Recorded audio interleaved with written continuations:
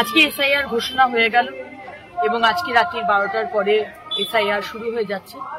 আরো 11টি রাজ্যের সঙ্গে সঙ্গে পশ্চিমবঙ্গেও 12 নম্বর রাজ্যে এসআইআর শুরু হয়ে যাচ্ছে এবং ইলেকশন কমিশন খুব পরিষ্কারভাবে বলে দিয়েছে যে কারুর বৈধ ভোটার কারুর নাম যেন কাটা না যায়, সেরকমই অবৈধ কোনো ভোটারের নাম যেন ভোটার লিস্টে না থাকে। বিএলওতে ট্রেনিং শুরু হয়ে যাচ্ছে এবং 4 নভেম্বর অবধি এই ট্রেনিং চলবে এবং 4 নভেম্বরের পর থেকে কাজ শুরু হয়ে যাবে।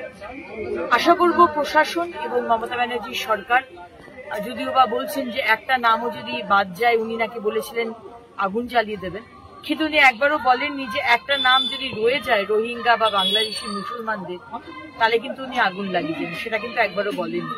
কিন্তু তাতে কিছু এসে যাবে না, কারণ স্বচ্ছ ভোটার লিস্ট তৈরি হবে, এটা বাংলার মানুষ চায় এবং স্বচ্ছভাবে ভোট হোক।